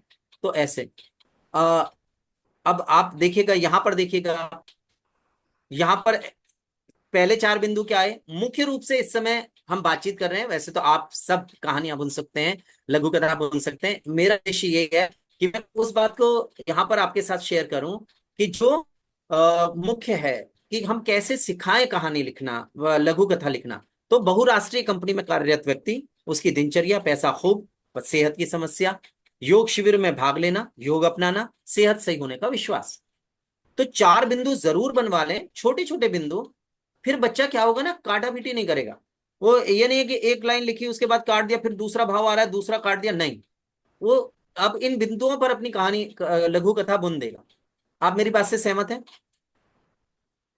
आगे देखिएगा आप, औपचारिक ईमेल लेखन कैसे, देखिएगा यहां पर ये प्रारूप है पूरा। पहला बॉक्स अगर हम 4 कॉलम वाला बनवा लें, 5 भी बना सकते हैं हम, फ्रॉम से भी शुरू कर सकते हैं, टू से भी शुरू कर सकते हैं, है ना। तो टू से भी शुरू हो सकता है, फ्रॉम से भी शुरू हो सकता है। अगर एक कॉलम एक्स्ट्रा बनाना पड़े या अगर बनाया नहीं, आप सब, मैंने बार बार कहा है कि आप सब मूल्यांकन कर्ता के रूप में होंगे, एएचई के रूप में होंगे, एचई के रूप में होंगे। वहां पर ये जरूर देख लें, अगर बच्चे ने 4 में लिखना शुरू कर दिया है और वो डायरेक्ट प्राप्तकर्ता का ईमेल लिख रहा है तो उसमें अंक नहीं काटे जाएंगे। और बच्चे ने अगर फ्रॉम से शुरू कर दिया है तब भी अंक नहीं काटे जाएंगे। तो कट्टरवाद मूल्यांकन में नहीं होना चाहिए, मूल्यांकन में बड़ी उदारता होनी चाहिए। तो अगर बच्चे को पता है कि हाँ वो वहां से शुरू करना चाहता है, वो पहला कॉलम प्राप्तकर्ता का बनाना चाहता है तो बनाने दें। अगर वह पहला कॉलम फ्रॉम वाला बनाना चाहता है, प्रेषक का बनाना चाहता है तो बनाने दें। तो ऐसे ये पूरे कॉलम है। पहले ये 4 कॉलम आ गए, 5 भी बन सकते हैं। फिर दूसरा बॉक्स बनाया, दिनांक और समय लिख दिया। वैसे तो उसमें बाय डिफॉल्ट आएगी, लेकिन हमें लिखना है ईमेल, इसलिए हम दिनांक और समय का यहाँ पर उल्लेख कर रहे हैं। फिर पद का उल्लेख कर दिया, फिर संबोधन दिया, फिर मेल के लिए औपचारिक आरंभ किया, शुभकामनाएं, जैसे सहृदय शुभकामनाएं या सस्नेह शुभकामनाएं। फिर औपचारिक आरंभ है, आपके संज्ञान में लाना चाहते हैं कि ऐसा ऐसा, ये विषय विस्तार दिया, प्रेषक भेजने वाले का नामोल्लेख हो गया।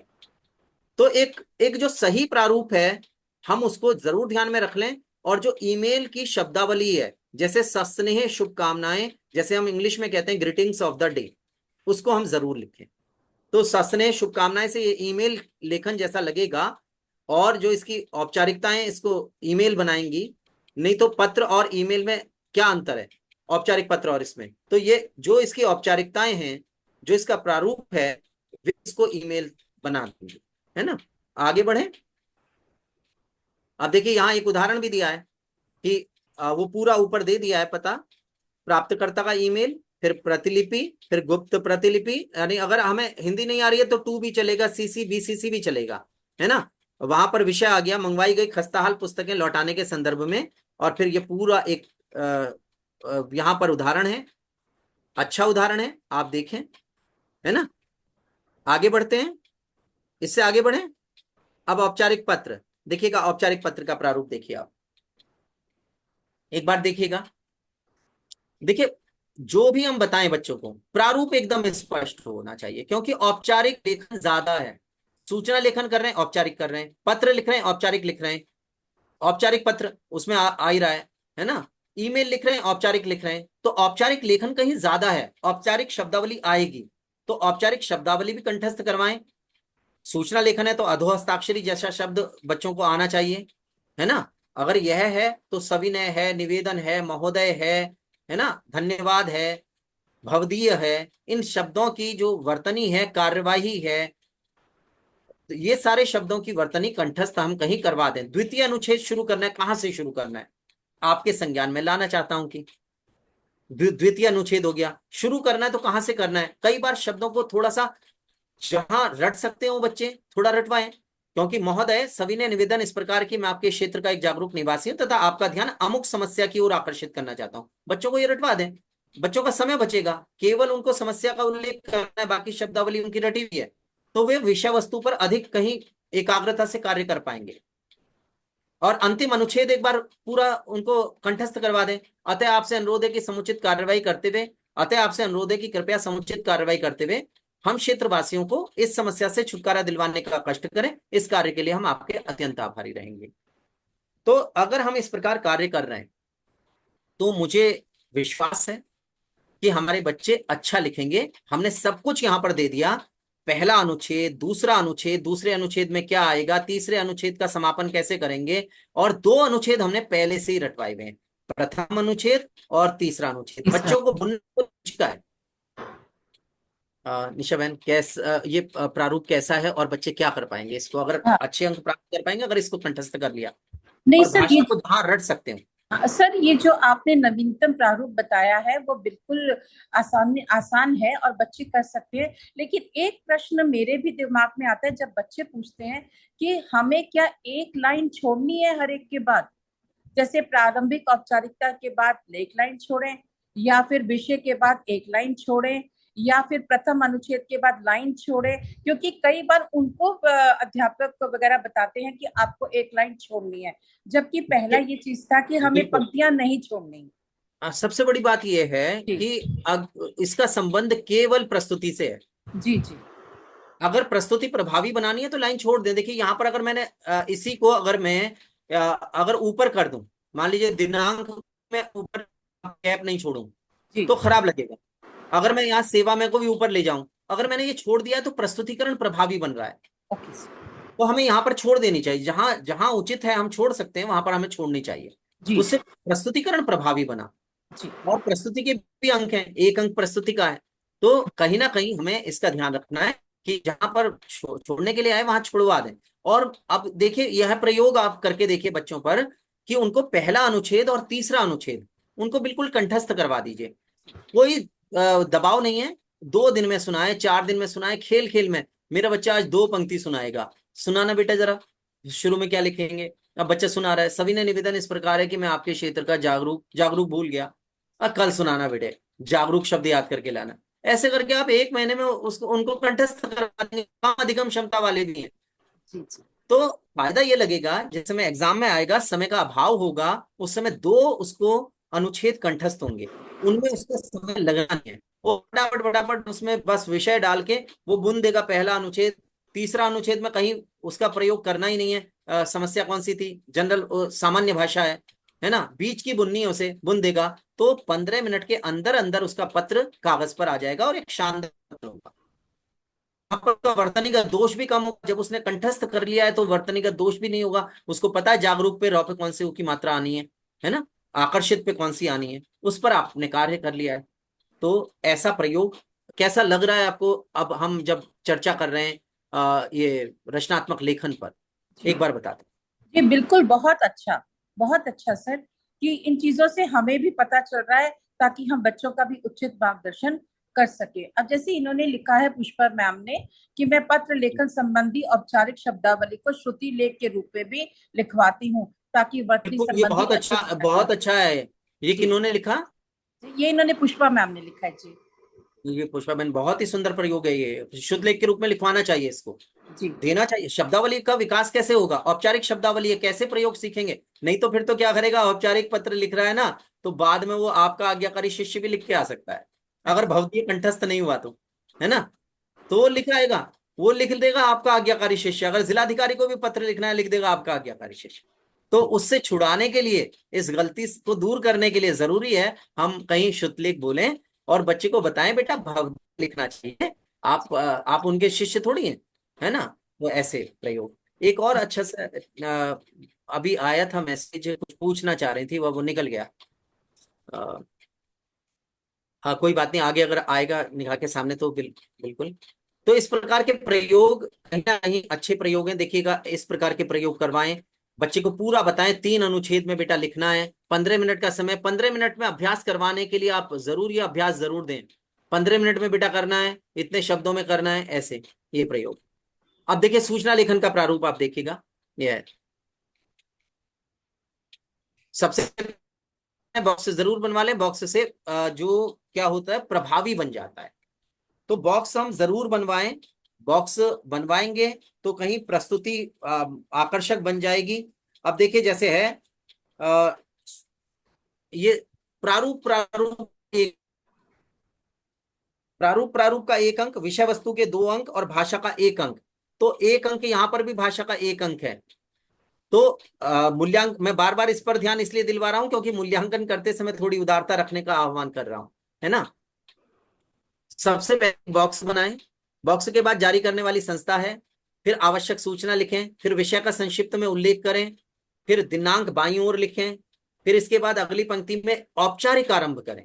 बच्चे अभी औपचारिक आरंभ नहीं करते हैं, ज्यादातर बच्चे 50% बच्चे अगर आपने दिया तो वो नहीं करेंगे औपचारिक शब्दावली प्रयोग। यहाँ पर क्या सभी नगर वासियों को सूचित किया जाता है, सभी सेक्टर वासियों को सूचित किया जाता है, आदि आदि इस प्रकार। फिर कब, कहां, क्या, किस लिए से आप अपनी विषय वस्तु बुन दें। उसके बाद हस्ताक्षर, यहां नाम नहीं लिखना है, गोपनीय हस्ताक्षर हो या अवसर लिख दें। पद का उल्लेख छात्र संघ अध्यक्ष, या जो नाम आपका मयंक मौर्य है तो आपने ऊपर लिख दिया मयंक मौर्य छात्र संघ अध्यक्ष, ऐसे। तो अगर हम ऐसा अगर प्रारूप उनके पास भेज रहे हैं, इसको भी हम क्या करते हैं, जब एक प्रश्न गतिविधि चलाते हैं बच्चों के अभ्यास के लिए, तो हम इसको देते हैं, उसमें हम रचनात्मक लेखन का प्रारूप भी बच्चों के साथ शेयर करते हैं और एक प्रश्न दे देते हैं। सप्ताहांत में, वीकेंड में हम इस प्रकार रचनात्मक लेखन पर प्रश्न बना के भेजते हैं। तो आप नवंबर से बिल्कुल नियमित रूप से बच्चों को ये शेयर करते रहिएगा। नवंबर से हम इस गतिविधि को पुनः शुरू करेंगे।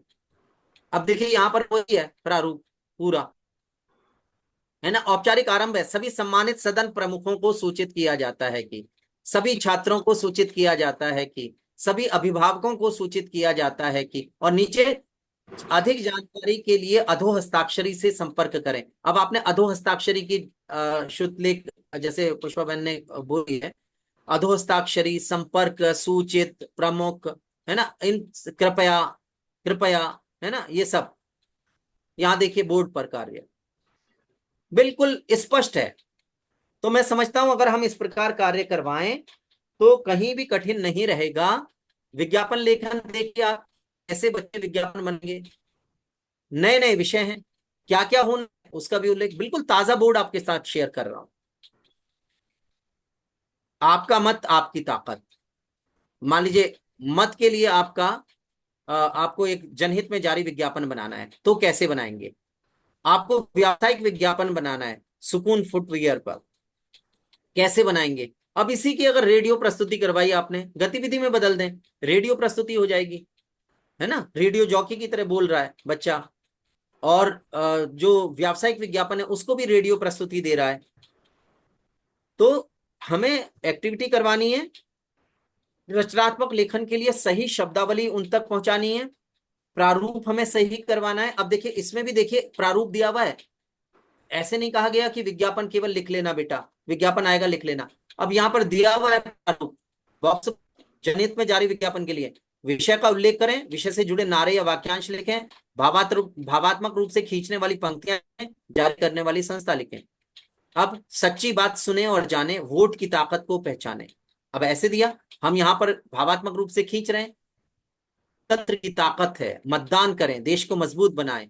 यह वोट डे है, हॉलीडे नहीं, इसलिए देश से अगर आप करते हैं सच्चा प्यार, वोट अवश्य डालिए और चुनिए सही सरकार। तो आपने बिल्कुल रेडियो जॉकी की तरह भी आप इसको कर सकते हैं, प्रस्तुति करवा सकते हैं, है ना।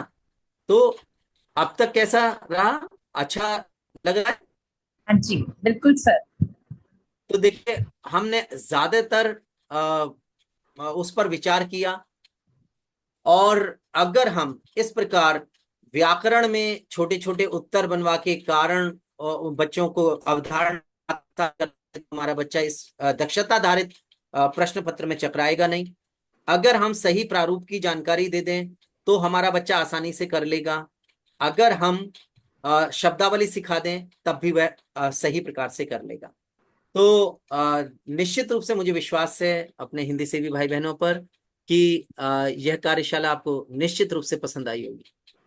हिंदी भाषी में भी हम थोड़े सरल शब्द करके उनको कहीं ना कहीं शब्दावली लिखवाएं। सर ईमेल में, हाँ, टू, ममता जी का ये प्रश्न था, टू या फ्रॉम कुछ किसी से भी शुरू किया जाता है, उसमें अंक नहीं काटे जाएंगे।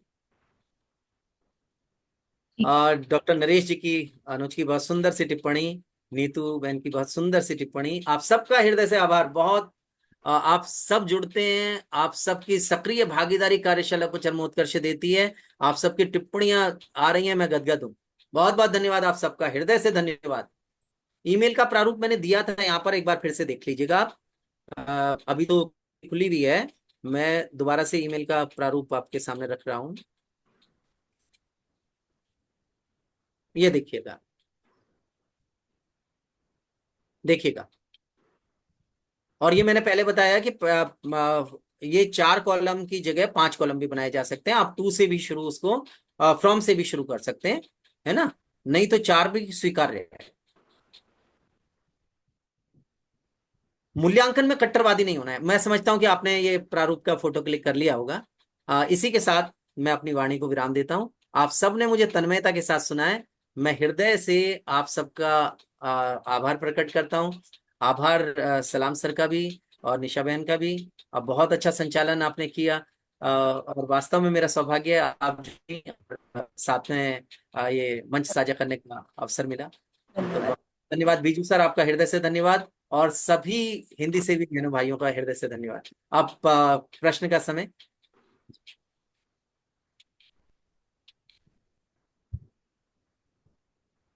Nisha ma'am, you can take questions. Invite. Yes sir, yes sir. Sir, Suman ma'am का कहना है कि मैं, ने, से, पर को क्या क्रिया विशेषण में गिना जाएगा? देखिए, उसको हमें पद समूह को देखना पड़ेगा। अगर वो क्रिया के आधार को बता रहा है तो निश्चित रूप से गिना जाएगा। अगर क्रिया के आधार को बता रहा है तब, सही है ना। अगर क्रिया के आधार को नहीं बता रहा है और में से ऐसा लग रहा है कि वह केवल संज्ञा का ही कार्य कर रहा है तो फिर संज्ञा पद बन जाएगा। तो थोड़ा सा यहां पर सचेत रहना है कि वह कार्य किसका कर रहा है। अगर वह कार्य संज्ञा का कर रहा है तो संज्ञा पद बंद है, लेकिन अगर क्रिया के आधार का कार्य कर रहा है तो फिर क्रिया विशेषण।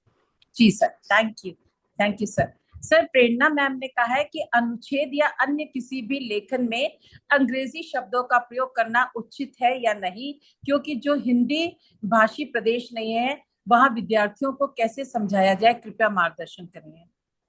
देखिए, जो हिंदी भाषी प्रांत हैं वहां पर निश्चित रूप से बच्चों की शब्दावली इतनी ज्यादा वो नहीं होती है, वहां हमें स्वीकार करना चाहिए। मैं कह रहा हूं कि मूल्यांकन में कहीं उदारता बरतें, भाषाएं एक दूसरे की पूरक हैं, लेकिन अगर उसने हर तीसरा शब्द अंग्रेजी में दे दिया तो गड़बड़ हो जाएगा। फिर मूल्यांकन का मतलब आप समझते हैं कि आप किस प्रकार करेंगे।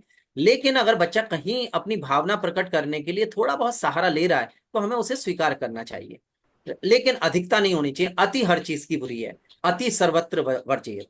तो बच्चों को समझाएं, बेटा कहीं बाई चांस आपको नहीं आता है कोई शब्द, उसको आप लिख रहे हैं तो एक बार को स्वीकार है, लेकिन आपने अति कर दी तो फिर तो गलत हो जाएगा ना। तो ऐसे करके समझाएं जी। सर, ये अभी नाम नहीं है, एक फोन का नंबर है। उन्होंने लिखा है कि पत्र लेखन हेतु बॉक्स की आवश्यकता है।